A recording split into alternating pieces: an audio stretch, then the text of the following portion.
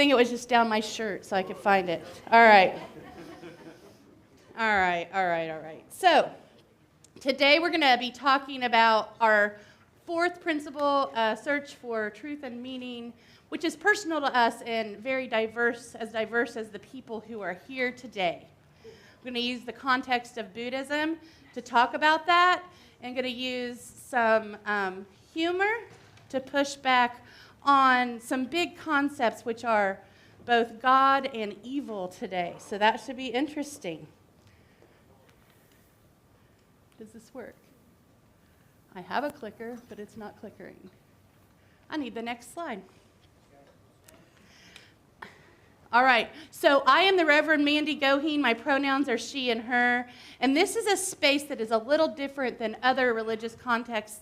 In Unitarian Universalism, we are focused on our covenant with each other, not our covenant with something supreme or something we don't quite understand yet.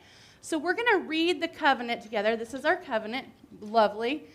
I'm going to try to do a response. As you read the first line and pause, and then I'm going to say something.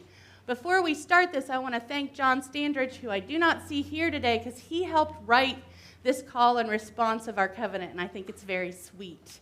He's a member of our board and somebody who you might see around here sometimes. So let's start. We journey together, bound in the interdependent web of existence. We celebrate life. We embrace diversity, own our conflicts, and assume good intentions. We celebrate our differences. When we fail, we begin again in love. We celebrate love. Justice and compassion shall be our watchwords, and beloved community our goal. We celebrate this congregation. Now I'd like to invite Em up to light our chalice and... Still not clicking? Next slide, please. Please join me in our chalice lighting words. In the light of truth and the warmth of love, we gather to seek, to sustain, and to share. Now, before we start our opening song, I want to talk about it a little bit. It is called Filled with Loving Kindness. It's 10:31. The words will be on the screen behind me. Loving kindness is a Buddhist prayer that I often go to specifically when I'm having trouble getting along with someone. I specifically go to it because it helps me adjust how I'm feeling and my approach to that person. It helps me soften and love them more and come up with my own strategies of how to get along better instead of the expectation that they're going to change for me, which that would be nice, but doesn't always happen.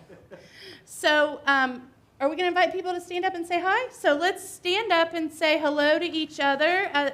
Rise in body and spirit as you're willing and able. Selena will play it through a little bit and then lead us into singing.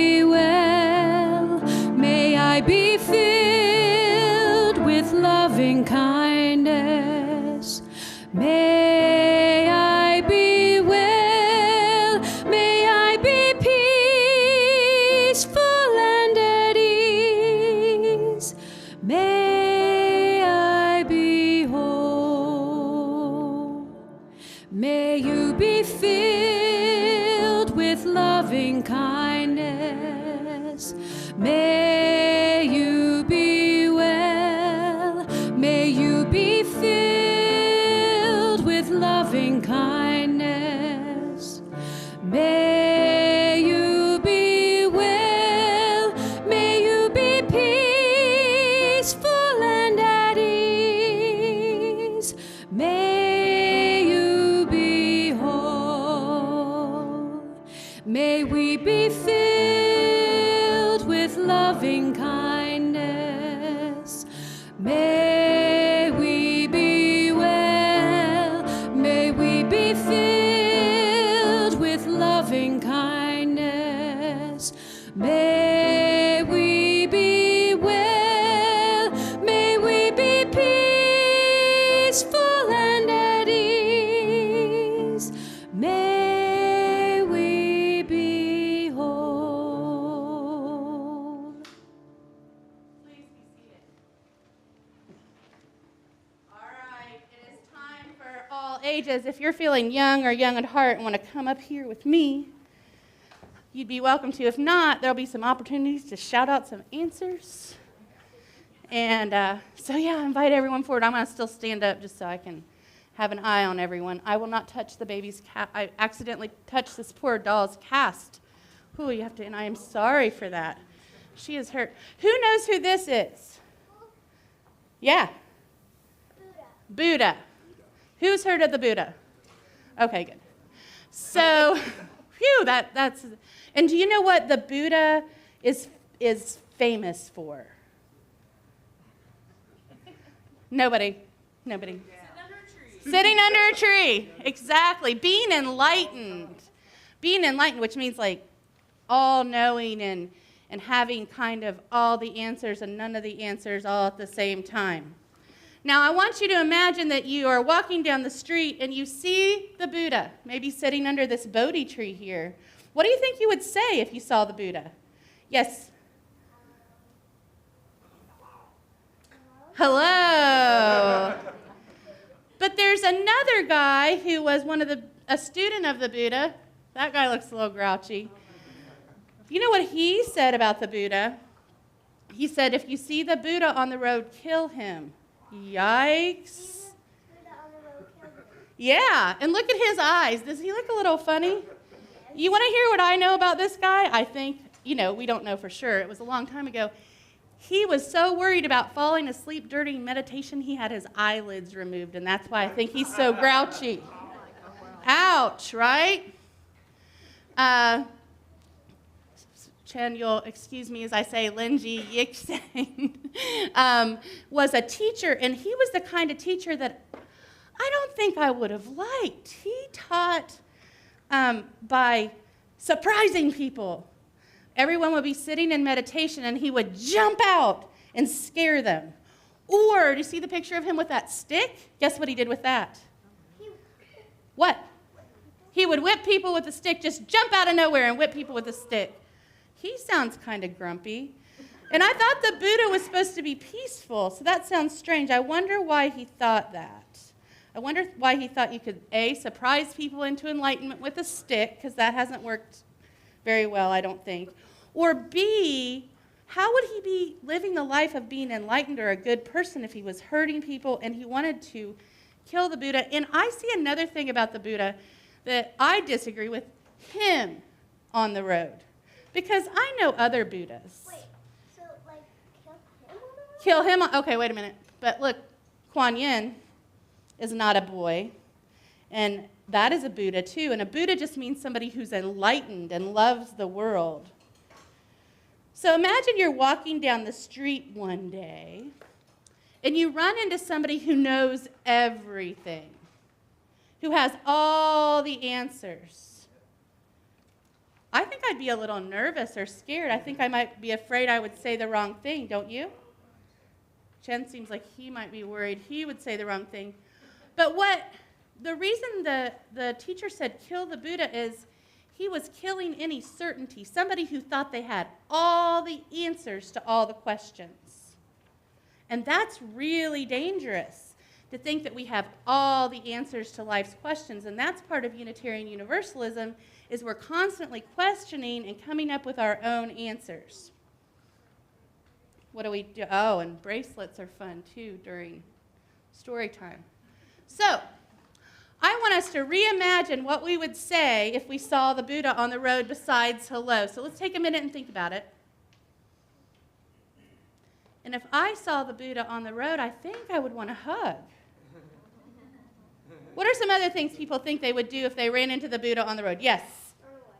Throw it away. No, run away. Run away. Oh, okay. What do you think? Say, life be with you. Life be with you. Anybody else have something they would say to the Buddha if they ran into the Buddha along the road? Invite him to dinner. Invite him to dinner. Ask him why. Can I join you? Can I join you? I think I just say wow. Wow, right? Wow, wow. But I also might say, are you sure about that? That you know everything? Are you sure? Because when we ask questions and we're curious, we get closer to our beliefs. And that's so important around here. This is Olive, our new friend. Hi, Olive. See, I did remember your name, right? And what did I say when I saw you? I said, hi, how are you? Welcome, right? If we approach everyone, even people who are grumpy like that, and maybe ask why they're sad, we can have a whole different relationship with them. And I'm excited and proud to invite you guys to go to religious education, because that's the place where you're going to learn what one of our founders said, and even there's a big question mark back there. And if you need answers to something, to question is the answer. See the big question mark in the back? Yeah, to question is the answer. And that's important in our tradition. And I am so glad that if you see the Buddha on the road, you're going to be a lot nicer than... You're just going to run away. Well, that's all right. Maybe you're shy. He would be pretty cool, or she would be pretty cool, or they would be pretty cool, right? Just run away still. All right, well, in the spirit of running away, it is time for religious education, and I invite you all to sing our friends downstairs. And could you help Olive figure out where to go? Okay.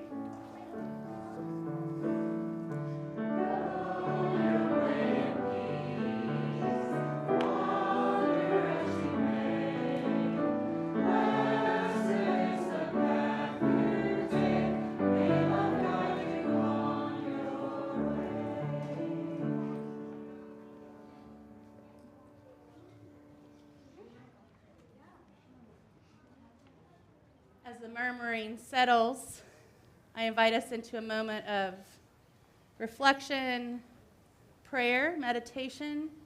Whatever is your practice, I invite you into the words by the Reverend Nancy Schaefer, That Which Holds.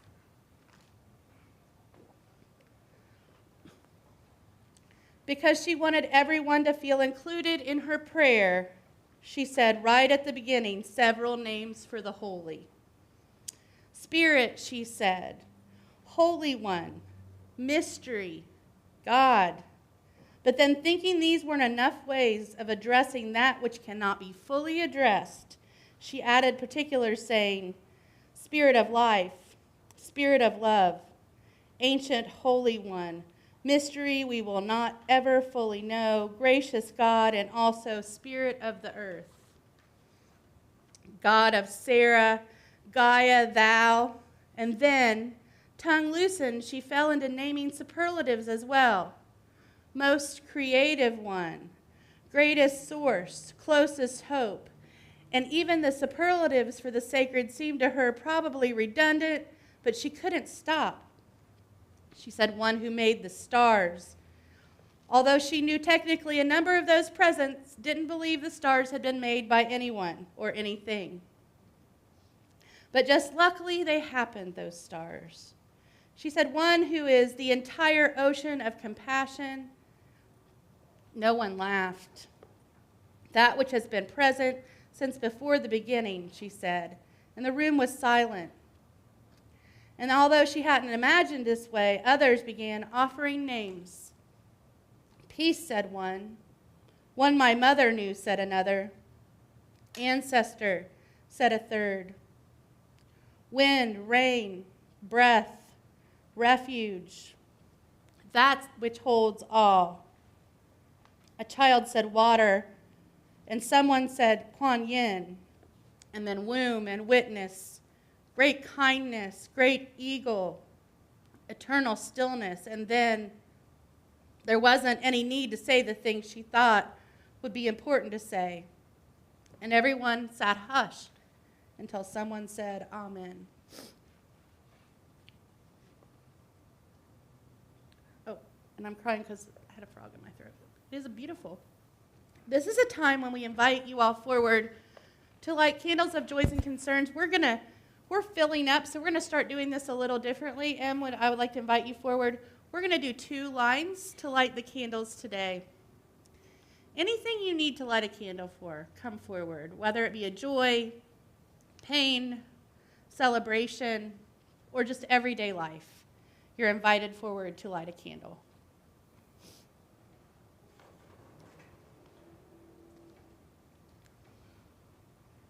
Maybe.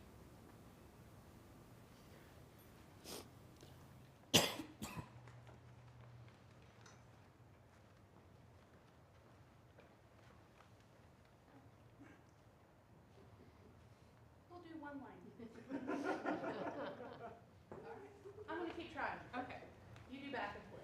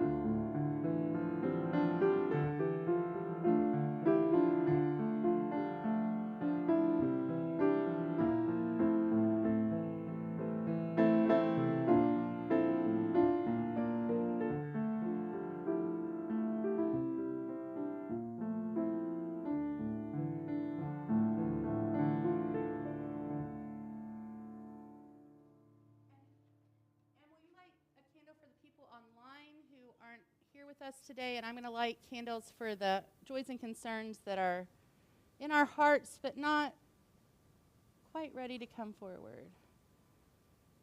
Thank you.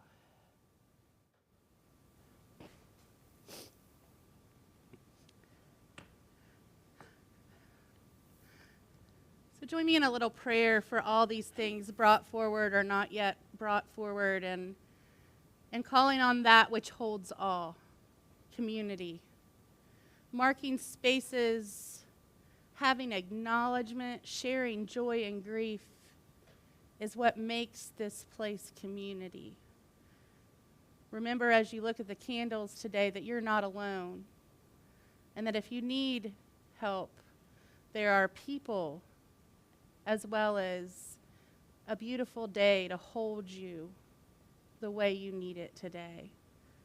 Please share with someone if you have a need for a hug or need for pastoral care. And may you have the bravery to ask for the help you need. blessed be.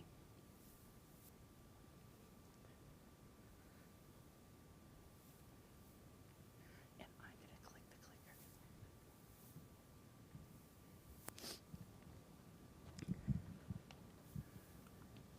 Oop, there we go.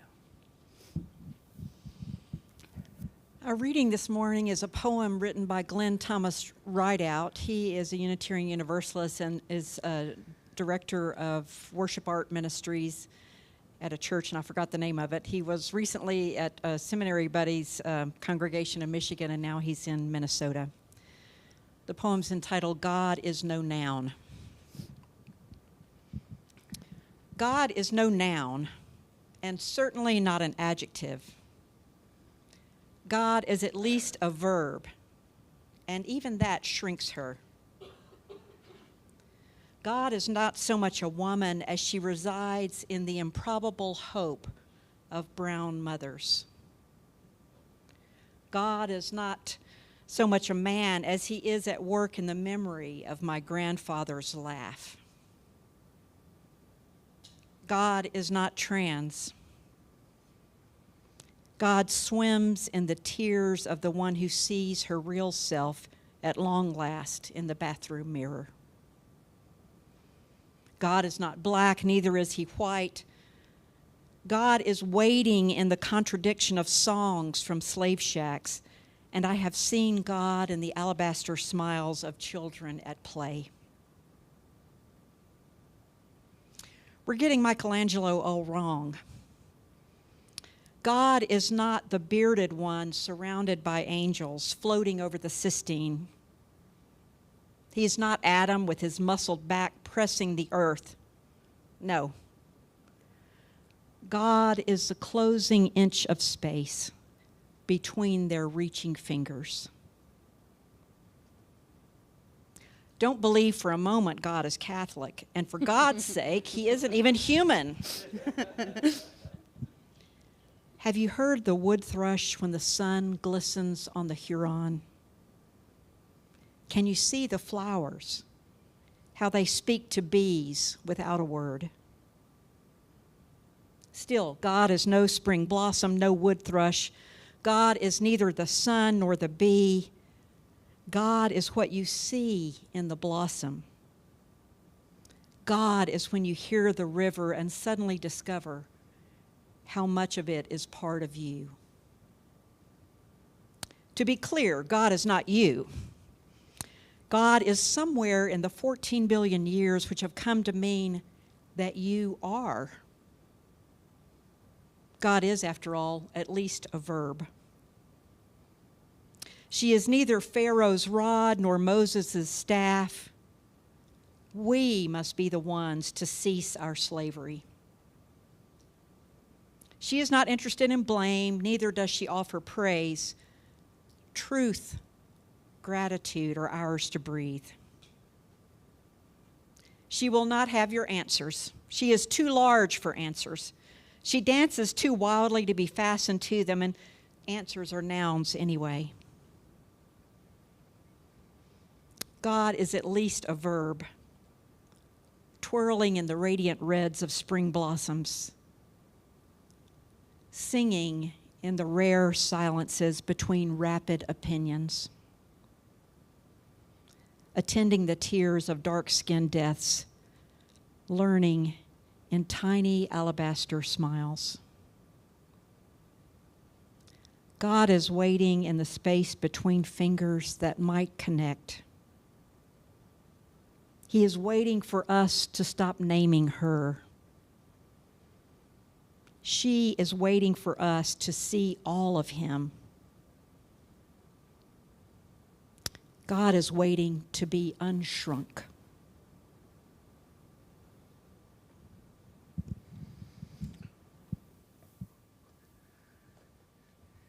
Yeah.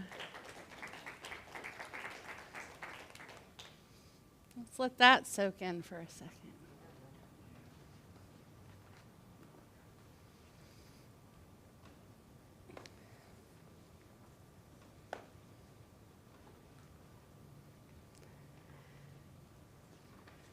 So I always learn things at church, Thank goodness, right?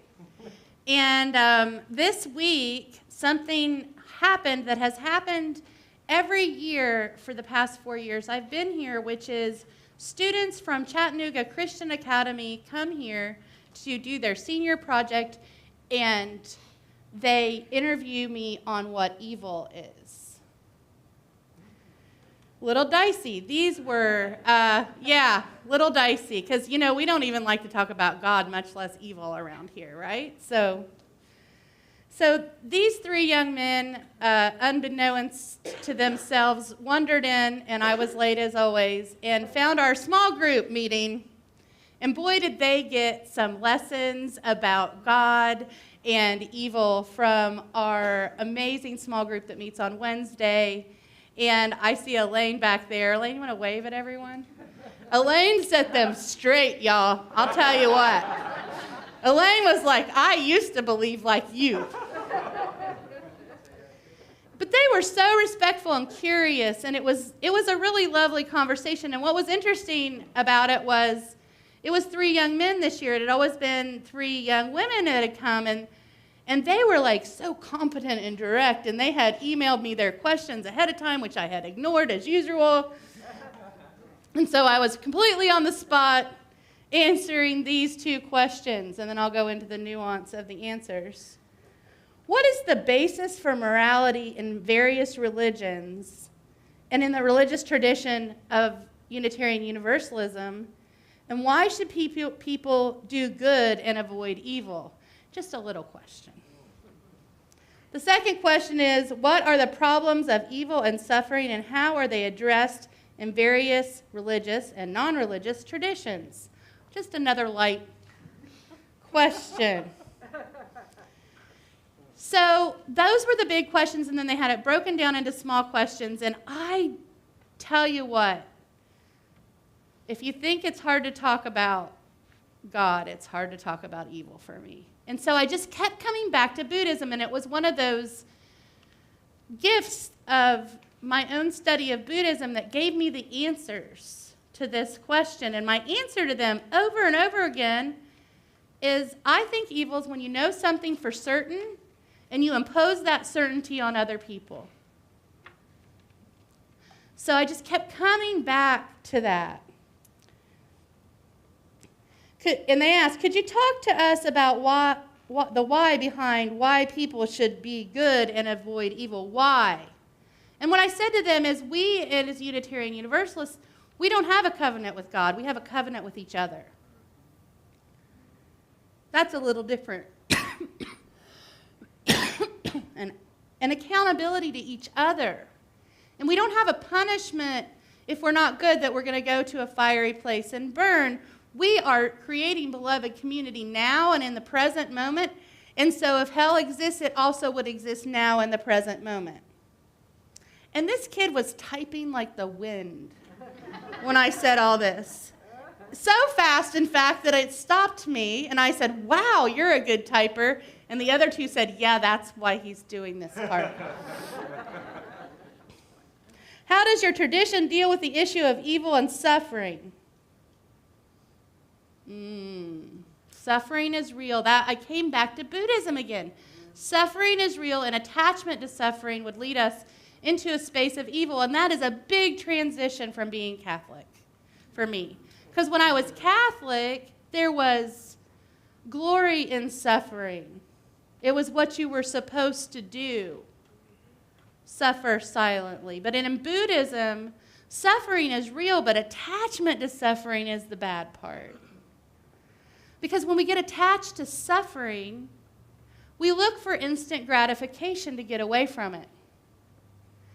And if suffering is real, and part of the process of being alive and good in the world is processing that suffering and becoming almost in a relationship with it, that's how we get on the other side, and that would be resilience and good and community.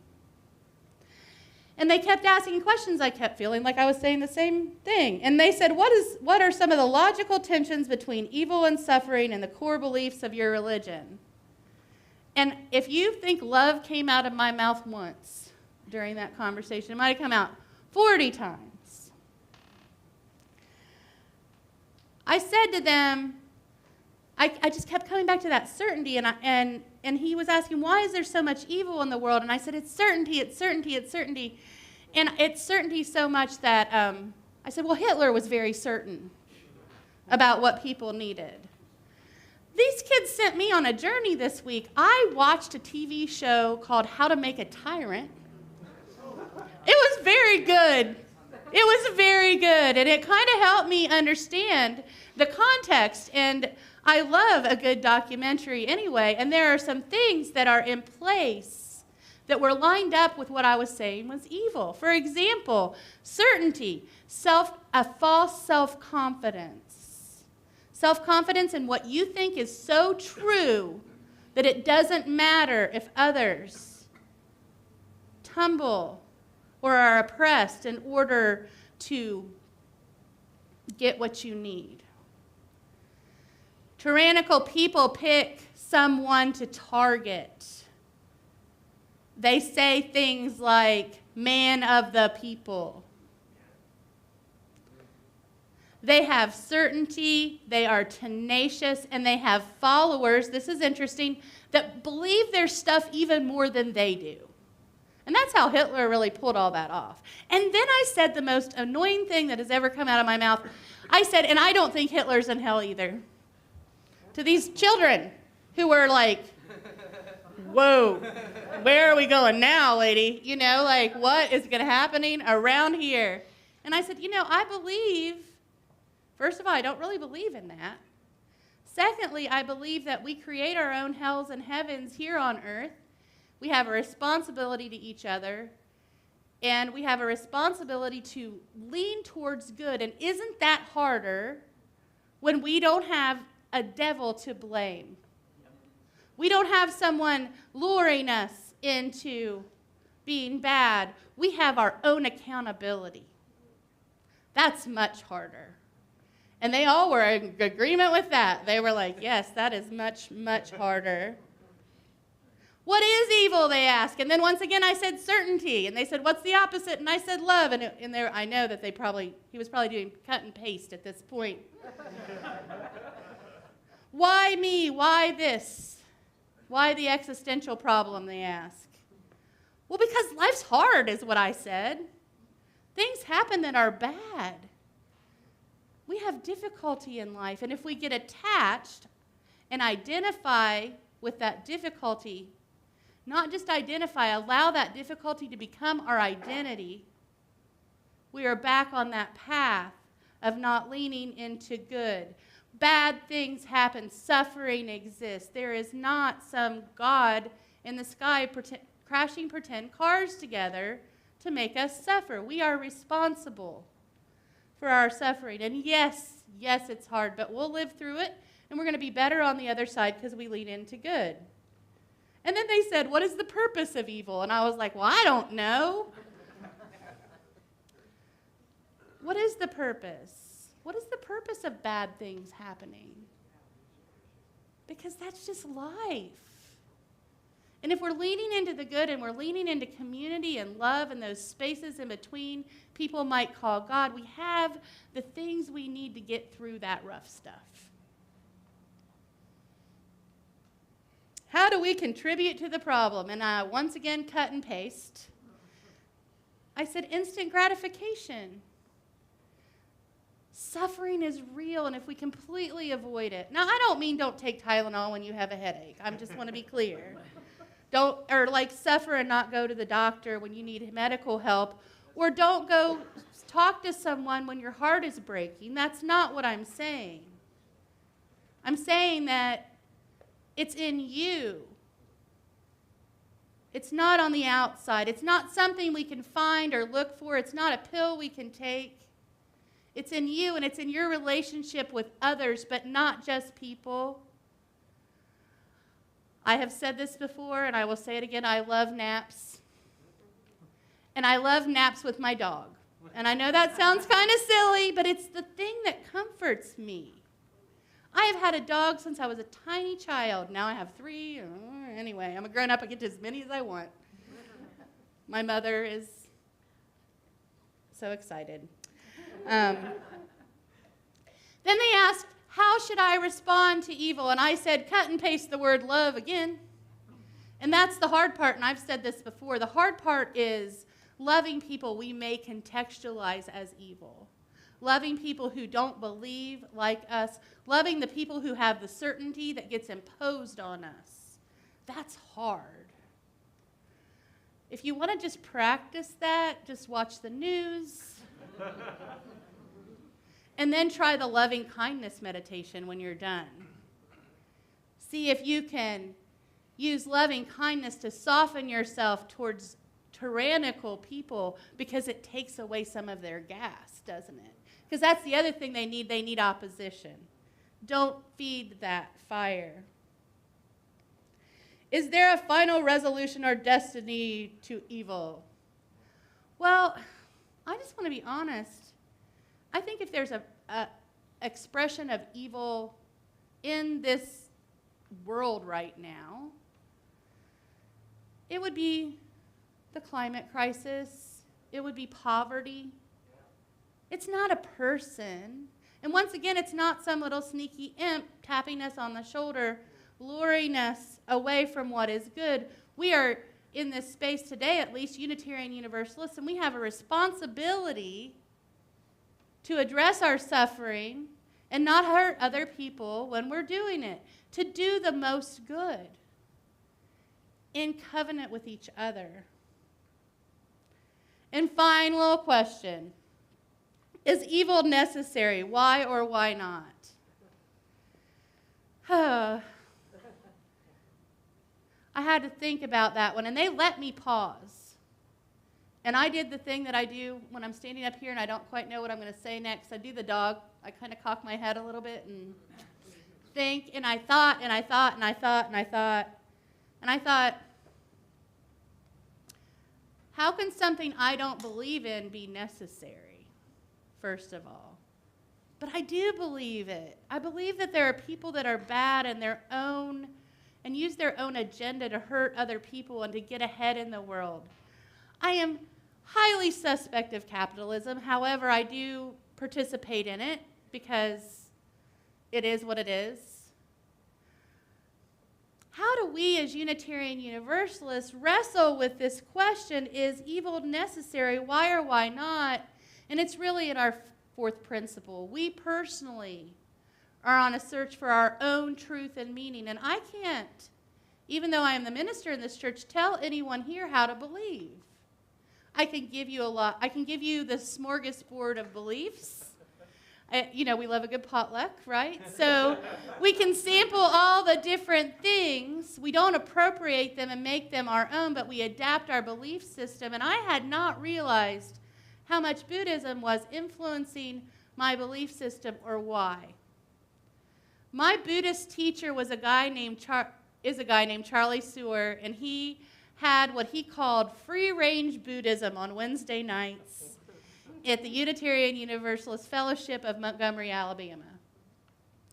And we would sit in a circle, and we would read an article, and we would take turns reading. And then we would have a discussion about our reading, and then we would meditate together. And we would just practice in discussion how we would respond to the world in a way that is good, that brought good karma, that brought us, and once again, I'm not going to get reincarnated, I hope, unless it's a bird or something cool. I don't know. Anyway, I don't have that belief system. I can't deny it'll happen, but my karma has to do with this present time. Leaning into good will bring things that are better to me. It doesn't mean the bad stuff doesn't happen. It means I have the tools to deal with it. And everyone present here is part of those tools. Just like everyone present here is part of the tools for you for working out what suffering means and how you will respond to it. If you see the Buddha on the road, kill him. We can't have so much certainty in something or someone that we trust it completely. We are questioning everything. There has been a discussion about the Buddha recently, and you know you can go to TJ Maxx and get a Buddha, right? Or like Ross. Can you imagine that grouchy monk with his stick in TJ Maxx, like knocking all the Buddhas over? That's kind of what I was thinking about. And I was looking at where the Buddhas were in my house, because quite frankly, there are a couple places. There are none in the bathroom. It is, and I was thinking about if there was a Buddha in the bathroom, the Buddha might think that's funny. Sense of humor. The Buddha story doesn't end the same way as other religious icons that we grasp onto. He dies. And he doesn't just die. He dies and goes to the Pure Land, which means he's out of the loop of reincarnation. He's done his work. He's gone. That is a whole different story, right? That is a story where, and it's kind of an awkward, uncomfortable death, allegedly. He got sick from eating bad pork, and my thought is, if you were enlightened, why did you eat that? And he simply laid down and died, and everyone was just mortified that this was happening. What would they do next?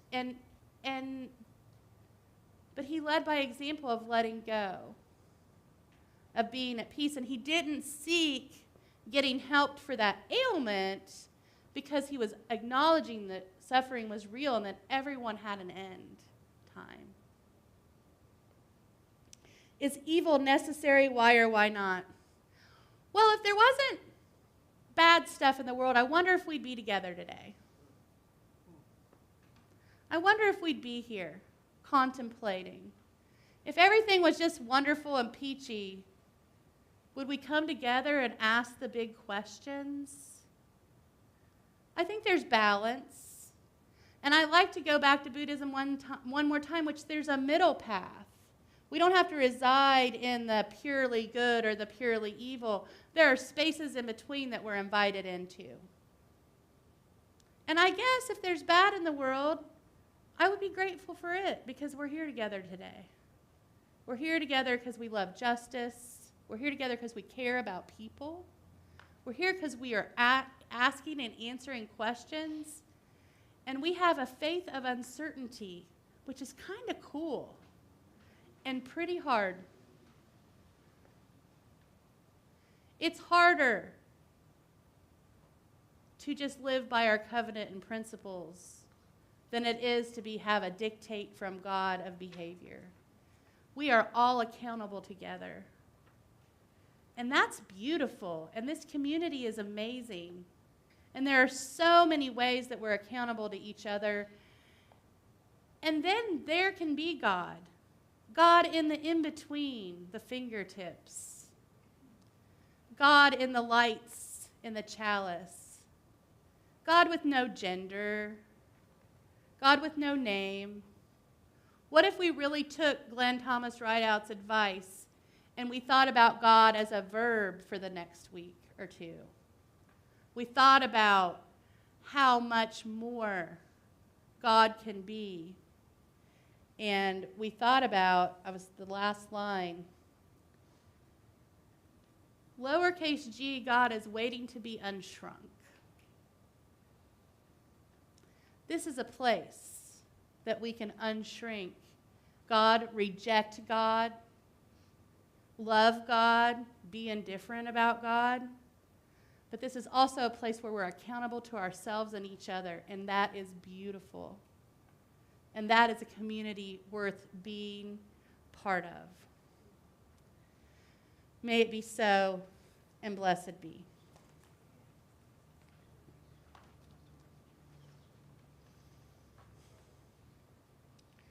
We give here for many, many, many, many, many, many, many reasons. We give here because this is an amazing community. We give in all kinds of ways. I want to talk about the reading again for a moment. Pam said, "Oh, this reading by Glenn Thomas is amazing. We really should do this." And we waited and we worked together until we found a space where it was perfect. I think about the music. I think about the social justice, standing out at Miller Park. I think about the way we're working on our grounds and we celebrate all kinds of holidays. We are a place of time, talent, and treasure, and sharing that is quite sacred, and it is the thing that makes us special. This is a time where our offering will be accepted, but it's also a time where we're going to listen to music and maybe imagine things a little bit different. If today's not the day that you feel like you can give, let the offering plate slide by you if you're new or you don't quite know if you buy into all this yet. But if you're feeling generous and want to support a community that really lives out love in the world, please be generous today as you can be, and the offering will be gratefully received.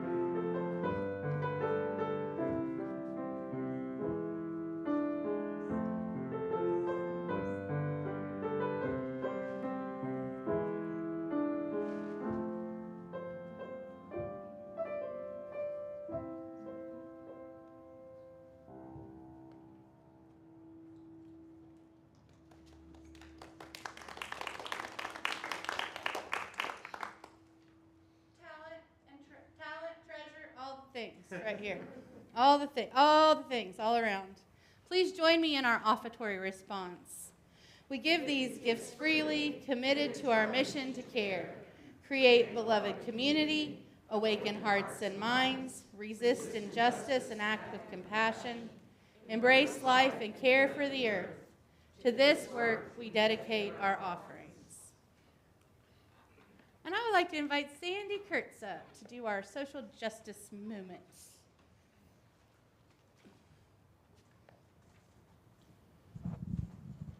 Thank you.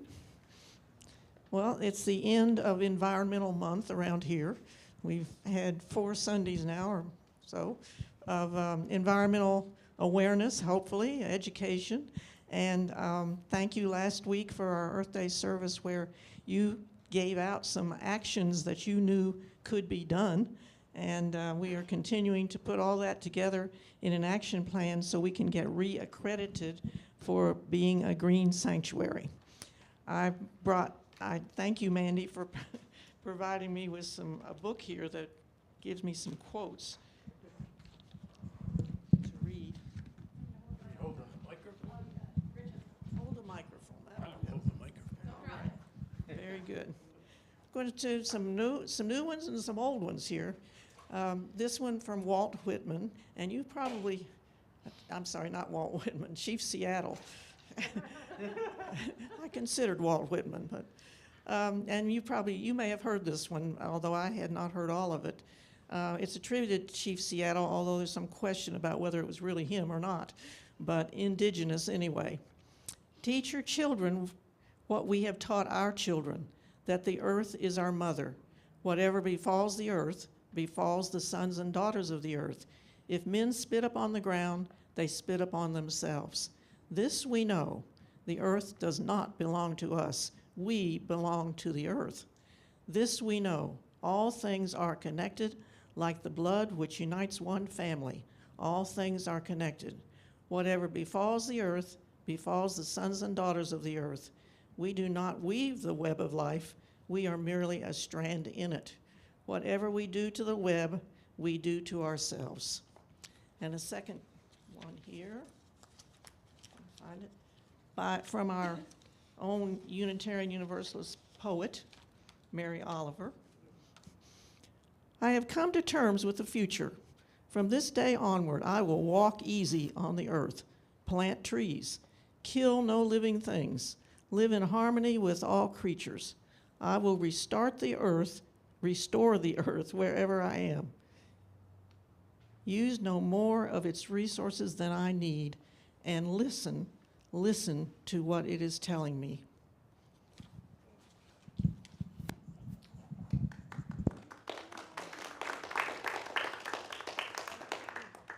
Well, there have been some losses this week. We had a loss in our community. I want to speak to that first. Martha Berry passed away on Tuesday, if anybody knew her. She passed away very sweetly with family around her singing and music, and she will be greatly missed in all kinds of ways. Harry Belafonte died too, and that's pretty sad for, like we claim Mary Oliver, we like to claim him around here sometimes too. Amazing activist, and if you get a chance to look up a picture, there's a picture of him and Dr. King laughing together. And just the joy in their faces together is worth 1,000 words. And so I'm going to invite everyone to rise in body and or spirit and join us in singing a Harry Belafonte tune called Turn the World Around. So please rise and join us in singing.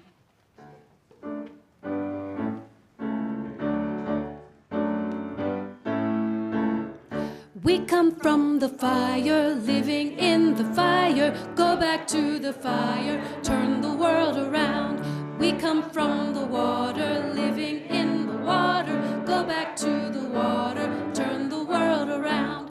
We come from the mountain, living on the mountain. Go back to the mountain, turn the world around. Whoa, so is life.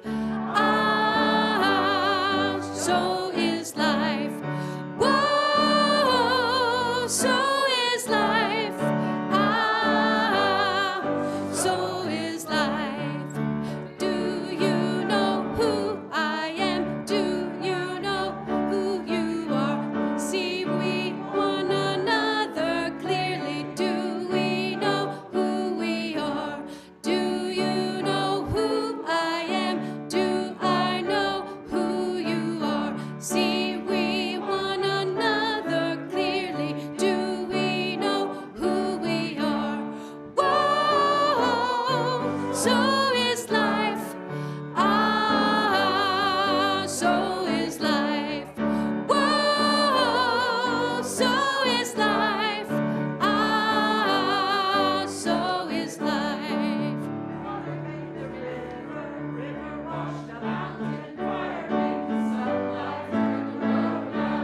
Heart is of the river, body is the mountain, only is the sunlight, turn the world around. We are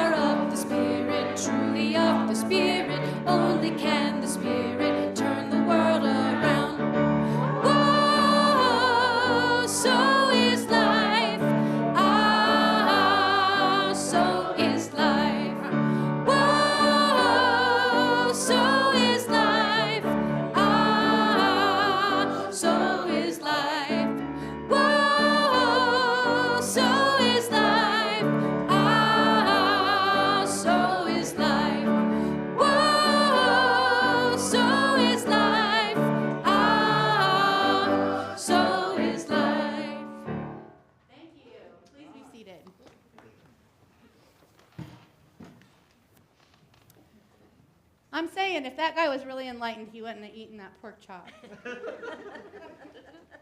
So what? So what? Be cautious of someone who knows everything, but be especially cautious if you think you know everything. A couple weeks ago, I was in a conversation with a bunch of women, and I was like, but I'm the president of the Women's Federation. They should be listening to me. I want to be cool too. Why does anybody think? Anyway, I got a handle on myself. And I realized that I thought I knew everything, and I realized that I was experiencing discomfort. And discomfort is real. And discomfort in the context of Unitarian Universalism is real, especially when we're talking about countering oppression, especially when we're talking about getting to a space of beloved community, especially when we're loving each other in the world. So my charge to you is to ponder God this week. Lean into discomfort because you might find answers and goodness there. And growth. And growth. And growth and growth and growth. And just question everything because that's what we do around here. So go out and question the world. So I didn't tell you how to extinguish the chalice. I'm assuming you'll figure it out.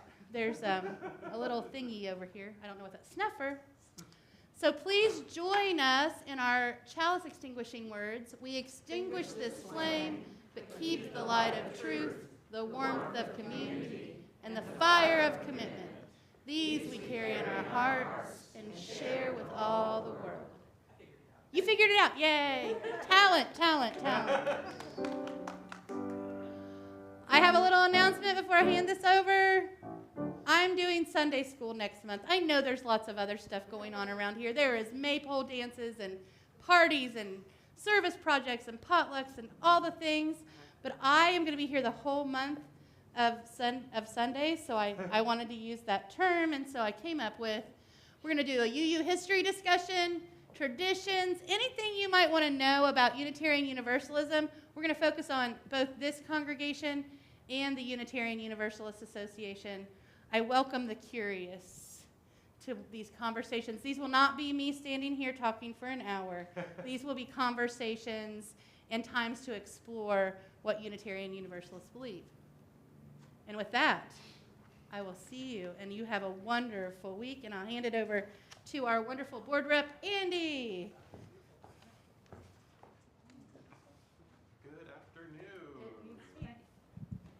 Hello, everyone. I am Andy. My pronouns are he and they, and I'm wearing this little shawl thing. This is what the board reps will wear, so if you see somebody wearing a colorful shawl like this, we're not a minister, we're just a board rep. Usually the ministers have much more elaborate and beautiful stoles. I'm just here to tell you about some announcements. There are a lot of them listed on the back here. I'm just going to highlight a couple. Tomorrow, we have 2 opportunities to practice some social justice. The regular 4:30 Miller Park standouts, and then at 5 o'clock, we're having Moral Monday Gun Reform Rally at Miller Park. And I think that's something bigger than just the church, and I'm sure one of our social justice members will be able to tell you more about that. Also, Monday Yoga. I'm assuming that is off to a great start. I think we had one last week, and I heard 12 people came or something like that. So show up. If you don't have a yoga mat, there's a couple here, but tell your friends. That's here at 6 p.m. inside the sanctuary. Looking ahead at Wednesday, our regular coffee hour at 10 a.m. That's usually a really wonderful discussion about something that you didn't know about before. Friday at 7 p.m., May 5th, Social Justice Movie Night, A Beautiful Planet. And That's a misprint. We already saw that. Sorry. Was it good? Yeah, was it good? I hope it was good. And the last thing I'll say is next Sunday, right after church, if you're not staying behind to go to Reverend Mandy's UU history class, we're going to have a May Day celebration right out here in the playground area. We're going to have a fairy tea party. A maypole, I think, is going to be in the works. So come and celebrate the springtime and the fairies and learn a little bit about some traditions.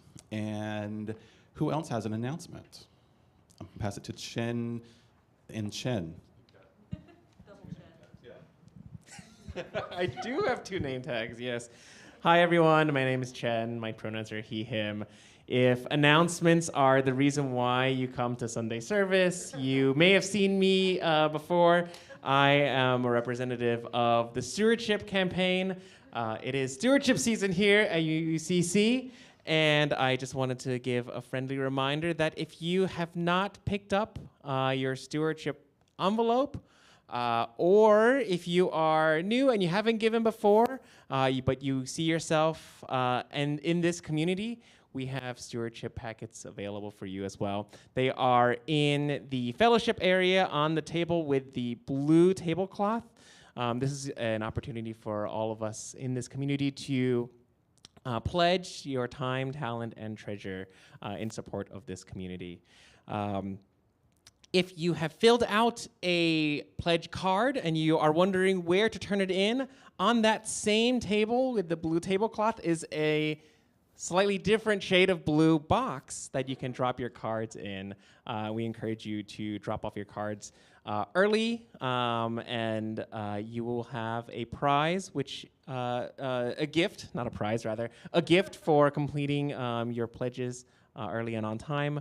That is a history of the Unitarian Universalist Church of Chattanooga's last 20 years that we created in commemoration of our 70th anniversary. So please turn them in. If you want to fill it out online, there is a link in the newsletter as well. So thank you so much.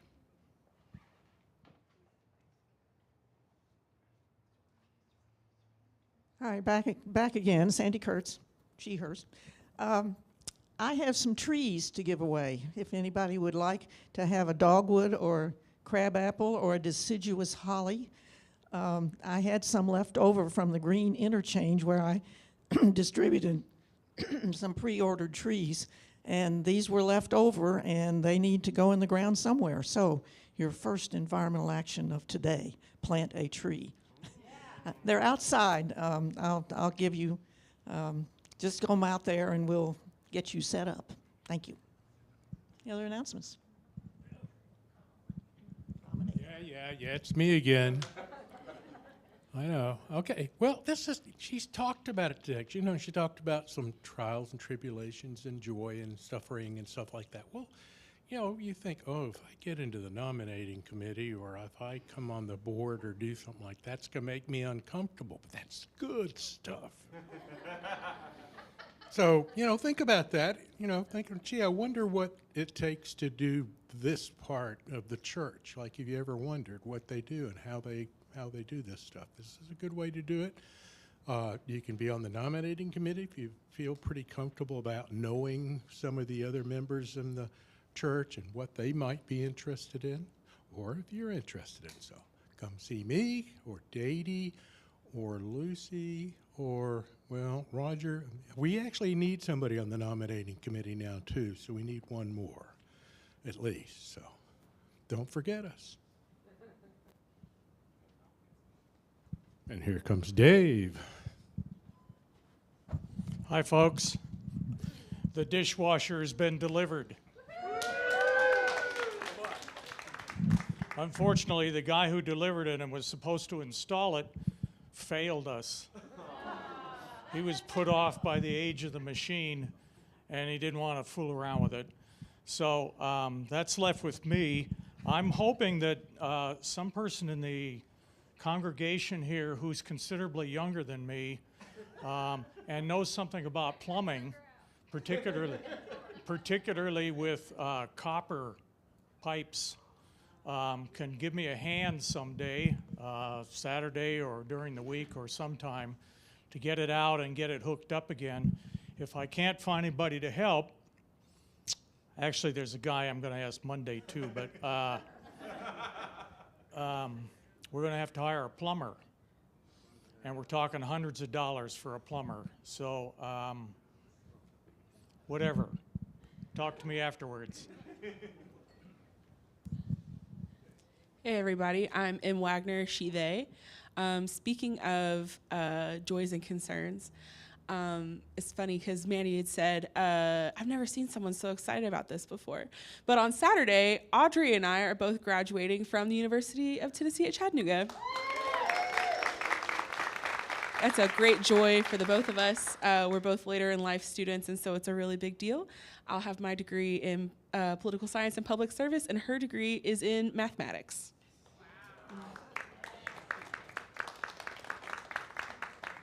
I guess that's it. Okay. What? Our work here is done. Now work in the world begins. Yeah, that.